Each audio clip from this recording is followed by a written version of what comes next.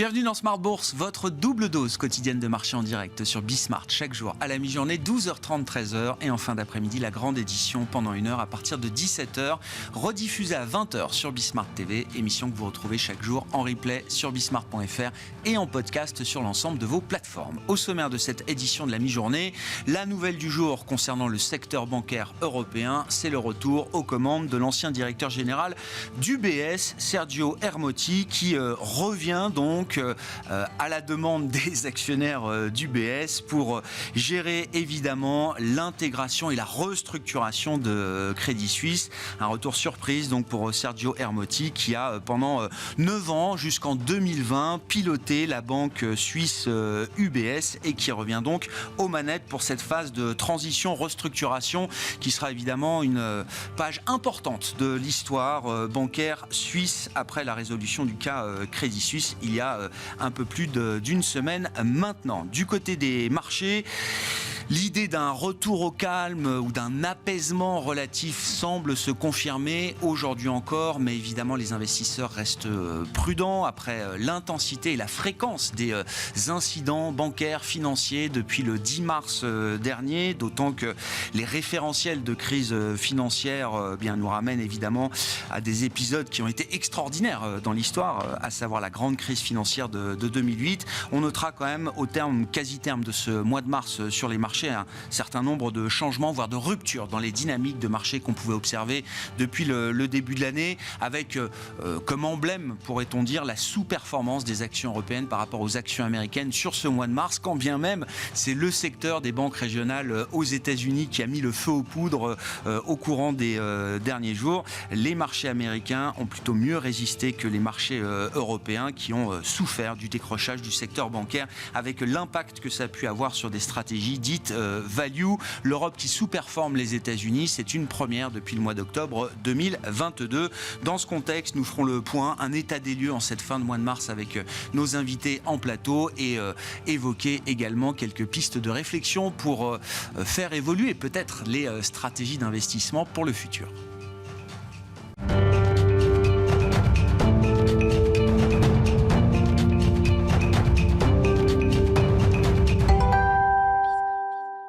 C'est d'abord Michael Nizar qui est avec nous en plateau, le responsable de la gestion multi-asset et overlay d'Edmond Rothschild Asset Management. Bonjour et bienvenue Michael. Bonjour Grégoire. On va boucler cette semaine donc le mois de mars. On bouclera également le premier trimestre de cette année 2023 qui sont toujours des marqueurs de calendrier importants pour les investisseurs, bien sûr Michael.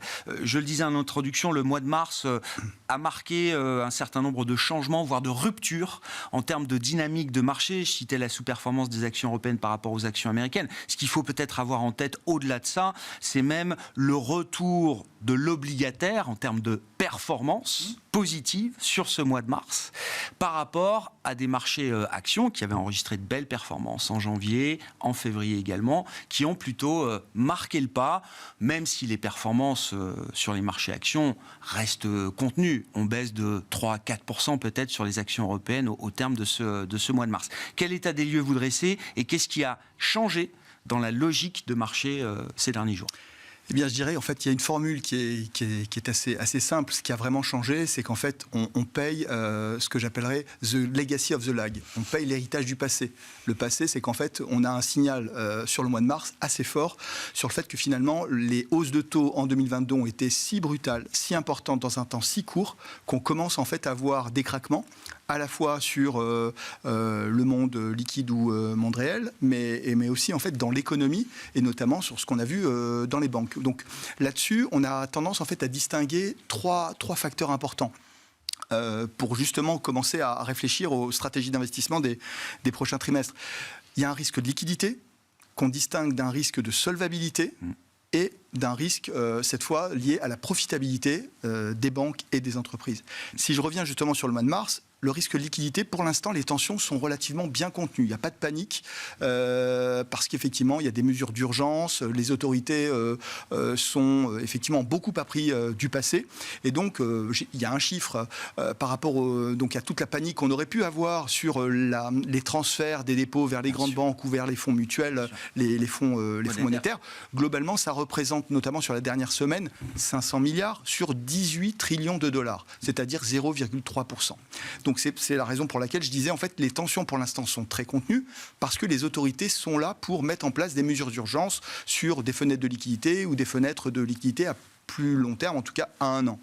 Donc à court terme, on voit effectivement des reports des banques régionales au niveau des dépôts vers les grandes banques, mais aussi vers les fonds monétaires qui payent mieux, qui sont plus rémunérateurs. Donc il y a une vraie concurrence, justement, il y a un effet d'éviction, presque en fait, des fonds monétaires versus ce qu'on peut voir sur les banques régionales. Mais globalement, le risque de liquidité, on a tendance à penser que ce risque, pour l'instant, n'est pas systémique, parce qu'il est bien traité par les autorités. Et il reste assez spécifique. C'est-à-dire, le risque de liquidité, on l'a vu apparaître dans des établissements qu'on a beaucoup commentés, qui avaient une mauvaise gestion, une mauvaise allocation, qui avaient des faiblesses particulières par rapport à d'autres établissements de taille moyenne ou de très grande taille, qui n'ont pas laissé ces défaillances s'installer au cours des dernières années. Exactement, et ça va laisser effectivement des traces, notamment sur la régulation, comment prendre mieux en compte finalement toute cette notion de supervision, d'ailleurs que Michael Barr a traité... vice-président de la Fed, en charge de la régulation et de la supervision bancaire aux États-Unis. Exactement, et donc en fait il y a tout ce sujet de comment gérer beaucoup mieux le gap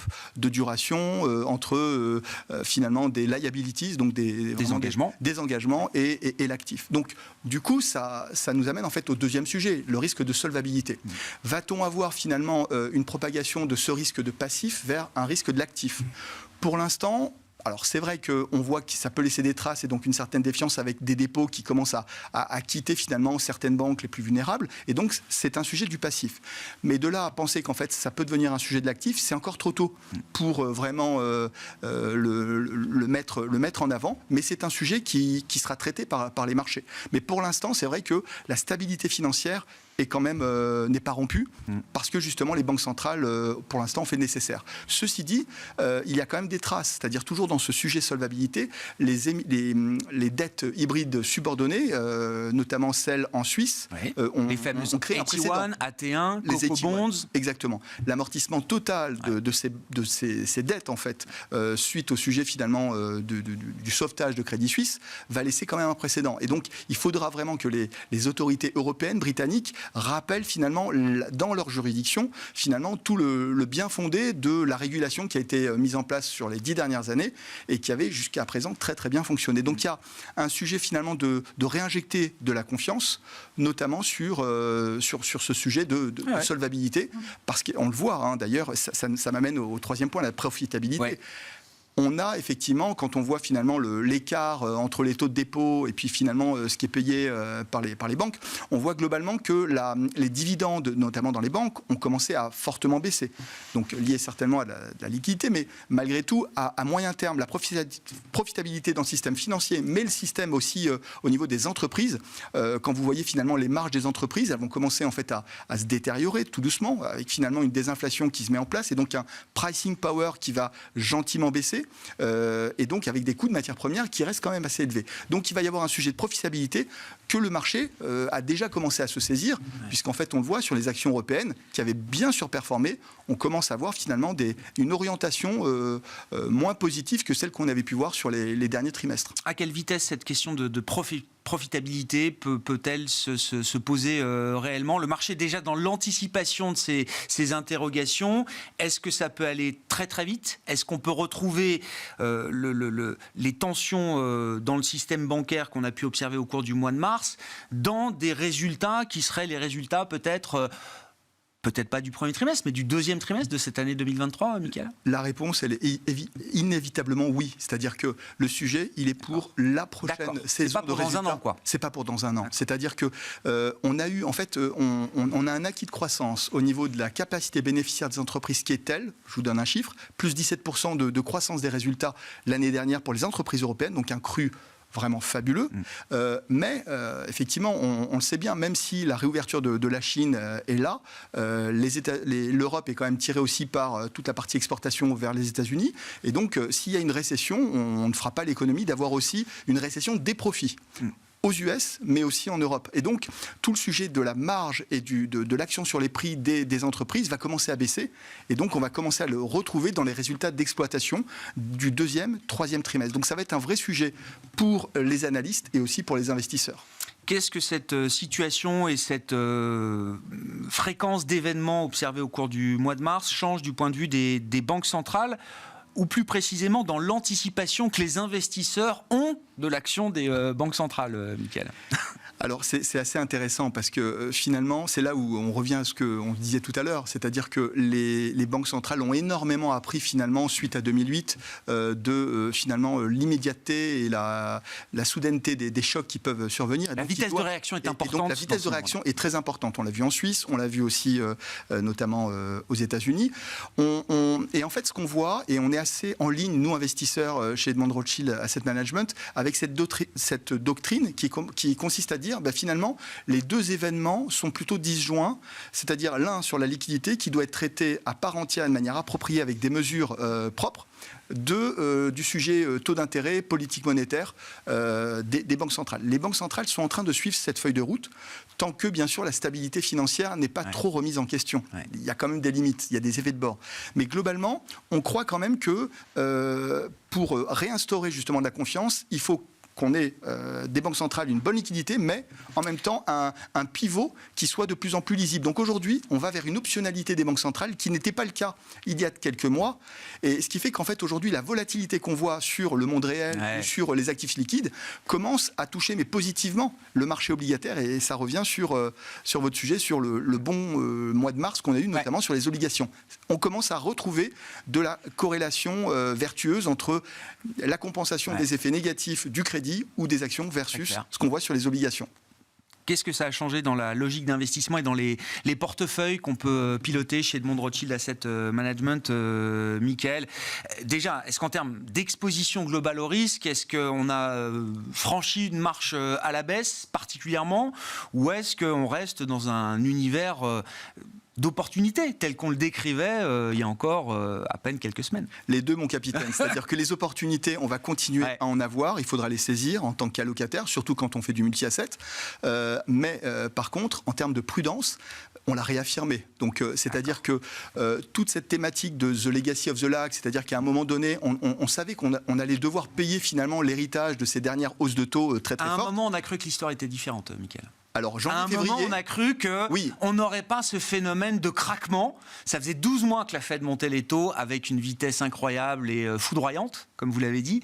Et à un moment, on s'est dit, ça va passer. Alors, c'est vrai que d'un point de vue investisseur ou analyste, on ne sait pas d'où ça peut venir. Mais par contre, voilà, le côté finalement prudence, il fallait vraiment le confirmer. On trouvait qu'il y avait beaucoup de complaisance, notamment sur le mois de janvier-février. Donc, on réaffirme un peu la prudence, notamment sur les marchés actions, qui, comme vous le rappeliez, sur le S&P, on n'a pas bougé. Alors qu'en fait, on est dans un début de bank run et que devant nous, en fait, on a une récession ou une stagflation qui pointe son nez. Donc, en termes d'allocation, il faut plutôt changer d'attitude, c'est-à-dire vendre les tops sur les marchés, plutôt que d'acheter les recrues, parce qu'effectivement, la récession ou la stagflation, ce sont deux mots qui peuvent guetter les marchés actions, et donc la profitabilité des entreprises. Sur les obligations, il nous semble en fait qu'il faut plutôt chercher des points d'achat de duration, c'est-à-dire, je vous donne un exemple, on est descendu très bas sur les taux 10 ans US, si on revenait vers 3,75, 3,90, en dessous des 4, ça redevient attractif parce que justement on a un bon moyen de lutter contre la récession qui peut effectivement nous guetter. Par contre, sur le marché crédit, ça reste une situation où le portage reste assez intéressant. Et donc du coup, la corrélation taux-action peut redevenir intéressante, même si ponctuellement, on trouve que les taux sont à risque parce qu'il y a trop d'anticipation de baisse des taux sur les prochains mois. Donc localement, on fait attention finalement au risque de duration. On peut normaliser un petit peu la situation parce que les tensions sont de plus en plus maîtrisées. Mais sur le moyen terme, il faudra lutter contre cette récession avec des portefeuilles plus armés en termes de duration. Bon, voilà, une histoire qui a évolué, qui s'est peut-être un peu accélérée. C'est comme ça que je présente les choses. C'est vrai qu'on est passé par cette phase un peu de no lending, trading, de cette fois c'est différent. Mais cette idée du pivot des banques centrales, c'était une idée qui avait marqué quand même le marché au cours de l'année 2022 et on semble être revenu à ce stade sur cette idée d'un pivot prochain en matière de politique monétaire. Merci beaucoup Mickaël. Mickaël Nizar, responsable de la gestion multi-asset et overlay d'Edmond Rothschild Asset Management.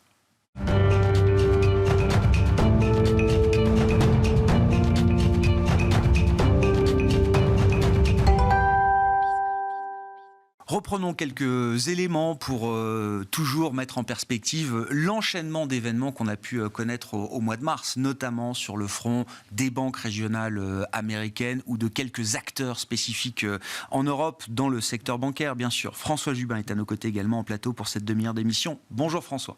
Bonjour Grégoire. Directeur général de Wise AM. Oui, effectivement, je voulais reprendre un petit peu avec vous cette séquence de stress financier. La première partie de l'histoire étant quand même l'année 2022 et ce resserrement monétaire global d'une intensité historique et de plus de 400 points de base de hausse de taux foudroyante, menée notamment par la Réserve fédérale américaine et répliquée par les autres banques centrales majeures. Ce phénomène-là, on l'a déjà observé et beaucoup commenté dans les marchés l'an dernier, François. Tout à fait. Alors, c'était la première phase. La première phase, c'est les taux d'intérêt montent de façon fulgurante, vous l'avez bien mis en avant, et donc du coup, les niveaux de prix sur les marchés auxquels les investisseurs acceptent d'investir ont été revus à la baisse.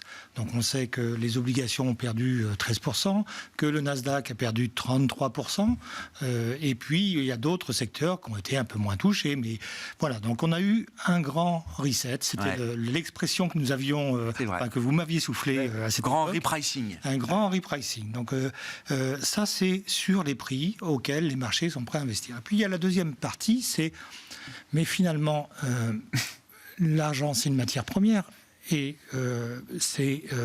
on a aussi un problème d'inflation sur l'argent. Voilà. Et donc, qui est pénalisé sur ces problèmes d'inflation d'argent? Et donc, c'est là qu'on commence à avoir des effets de bord qu'on n'avait peut-être pas imaginés à ce moment-là. Alors nous, on pensait que les banques, notamment les banques européennes, étaient à l'abri de ces problématiques de patrimoniaux liés à la hausse des taux d'intérêt. Et c'est le cas pour l'essentiel des banques européennes qui suivent les prescriptions de Bâle III sur justement le risque de liquidité et le risque d'inadéquation de leurs engagements par rapport à leurs actifs. Sur les banques US, eh bien, on s'aperçoit que avec l'épisode de SVB, il y avait eu ce problème-là où la valeur du portefeuille de SVB a perdu énormément d'argent et du coup, les clients qui avaient déposé l'argent ont pris peur, ont demandé le rachat et il a bien fallu mettre quelqu'un en face pour assurer la liquidité et reprendre le portefeuille obligataire de SVB. Donc, on voit avec cet épisode-là qu'on a un exemple de difficultés difficultés économiques, d'inflation de la matière première. Chaque crise est différente et effectivement, voilà, on cherche les parallèles, mais aussi les différences par rapport à la grande crise financière de 2008. Comme le disait Mickaël, là on est dans une crise du passif pour l'instant. Et donc la question des dépôts est clé. Ce qui s'est passé chez SVB n'est pas anodin. Alors ça provient d'une banque avec un modèle économique très particulier, sous le radar des superviseurs, même si on comprend aujourd'hui que les superviseurs avaient commencé à regarder l'affaire quelques temps auparavant, avant la mise sous tutelle et la chute de SVB. Mais c'est plus de 40 milliards de dépôts qui partent en 6 heures le jeudi 9 mars, et c'est jusqu'à 100 milliards de demandes de retrait de dépôts sur la seule journée du vendredi 10 mars, qui conduit à la mise sous tutelle immédiate de SVB par la FDIC. Ce phénomène-là, l'intensité de ce bank run, on ne l'a jamais observé dans l'histoire. Non, ça fait réfléchir, j'imagine, beaucoup de monde dans le secteur bancaire. Pas uniquement dans le secteur bancaire. Et pas uniquement dans le secteur bancaire. Nous, en tout cas, notre conviction, c'est que ce n'est pas un sujet du secteur bancaire. Alors, le secteur bancaire est aujourd'hui ça peut être le sujet de certaines banques, mais ce n'est pas le sujet du secteur bancaire dans son ensemble. Le sujet du secteur bancaire, c'est le sujet du fonctionnement des marchés financiers qui aujourd'hui sont d'une mobilité, enfin d'une fluidité extraordinaire, et que vous l'avez signalé, en l'espace d'une journée, on peut avoir des mouvements de passifs qu'on avait mis c'était 3 semaines, un mois en 2008 pour Oui. Northern Rock, ça a duré des semaines. Voilà. Washington Mutual, c'était en 2009. Je crois que c'était, de mémoire, un peu moins de 20 milliards de retraits de dépôt. Mais là aussi, peut-être en 2 ou 3 mois. Oui. Là, 20 milliards, c'était parti en 3 heures chez SVB. Mais on a des histoires dans d'autres industries, dans d'autres secteurs. Regardez ce qui s'est passé sur Orpea, par exemple. Je cite cela parce que c'est bien connu du public, mais on voit qu'en quelques moments, on peut avoir une entreprise qui va disparaître de la cote. Voilà. Et donc, c'est des phénomènes qui sont ultra violents. Donc ça, je dirais, c'est pas tellement un problème sectoriel, c'est vraiment un problème aujourd'hui d'avoir. On a perdu la biodiversité des investisseurs. Voilà, si je peux m'exprimer ainsi. Voilà. Donc aujourd'hui, effectivement, on a des investisseurs qui sont plus généralement des institutionnels, qui sont capables de bouger des capitaux dans un laps de temps extrêmement court et remettre en question. C'est presque binaire, en fait. Ouais. C'est soit ça passe, soit ça intéressant. Cette vitesse des marchés, elle concerne tous les acteurs du marché. Je pense elle s'est révélée dans le secteur bancaire, mais cette vitesse des marchés, c'est une constante qu'il faut avoir en tête quand on opère dans les marchés en 2023 aujourd'hui. Exactement. Et ça, on l'a sur tous les sujets. Si on revient au secteur financier, je dis, puisque vous dites que ce n'est pas un problème du secteur bancaire, c'est une crise du passif chez certains acteurs bancaires. Quel type d'enchaînement et quel type d'acteurs ou de nœuds dans le secteur financier au sens large peuvent être mis en fragilité à la suite de ce qu'on a vécu depuis 10 ou 15 jours, François? Alors on peut jouer à se faire peur. Oui, on va essayer de le faire de manière raisonnable, mais donc, forcément on est obligé de réfléchir à ces questions. Mais alors on y va, faisons-nous peur. Donc là, aujourd'hui, les banques nous proposent des comptes à terme qui sont extrêmement rémunérateurs. Ouais. Pourquoi ? On peut imaginer qu'elles ont besoin d'avoir une permanence des dépôts, en tout cas de pouvoir bien gérer leurs passifs. Les fonds euros, c'est pareil. Aujourd'hui, on avait, pendant toute une période, et grâce leur est rendue au niveau des responsables de la gestion active-passive des fonds euros, ils ont évité à ce que les épargnants viennent massivement dans les fonds euros au moment où les taux étaient extrêmement bas. Aujourd'hui, les taux remontent. Donc aujourd'hui, les fonds euros cherchent à capter l'épargne pour pouvoir mutualiser, comprendra qui comprendra, mutualiser les risques financiers dans différentes générations d'épargnants. Bon, a priori, on est quand même dans un environnement extrêmement sûr, mais voilà, donc tout peut être remis en cause du jour au lendemain. Les foncières aujourd'hui sont extrêmement attaquées parce qu'elles subissent des coûts financiers qui vont être importants sans avoir une indexation aussi forte des loyers qu'elles perçoivent. Donc on a des sujets d'inquiétude. Ça veut dire qu'on entre quand même dans une phase où ces risques financiers, apparus dans le secteur bancaire dans un premier temps, sont des risques qui vont nous accompagner encore pendant quelques temps, j'imagine, François. On va avoir, et ça rejoint un peu la conversation qu'on avait, on va avoir des foyers d'incendie ici et là. Et l'objectif pour les banques centrales sera de canaliser chaque début de feu, début d'incendie, en espérant que ça ne remette pas en cause l'ensemble de la confiance dans le système. Exactement. En fait, vous avez dit le mot-clé, c'est la confiance dans le système. C'est-à-dire qu'il n'y a aucun système qui ne fonctionne si nous n'avons pas la confiance. Donc la question clé, ça va être de pérenniser cette confiance dans le système. Et pour ça, il y a des banques centrales qui jouent un rôle qu'on appelle le rôle de banquier en dernier ressort. Ouais. Et je crois qu'elles ont donné l'exemple. Elles ont marqué des points, là, depuis 15 jours oui. Sur ce plan-là ? Oui. Oui. Non, mais je pose la question naïvement. Bon, donc, moi, j'ai confiance dans le système financier. Je pense qu'on a des mécanismes de sauvegarde qui font que on va encore avoir besoin d'établissements bancaires, on va avoir encore besoin de compagnies d'assurance pour avoir son épargne garantie. Personnellement, j'ai plus confiance dans un système qui est régulé, avec des prêteurs en dernier ressort, avec des autorités, que dans des crypto-monnaies où je ne sais pas comment ça fonctionne, tout ça. Qu'est-ce que ça implique dans la construction des portefeuilles aujourd'hui par rapport à peut-être la logique d'investissement qui prévalait il y a encore quelques semaines ou quelques mois, François ? Alors, si ce risque financier devient une dimension importante de la prise de décision et des banques centrales, mais aussi des investisseurs. Mais aussi des investisseurs. Donc, il faut garder son sang-froid, il faut diversifier. On a des crises, on en connaît à répétition. Alors, 2008, 2011, on a dû attendre quand même 3 ans.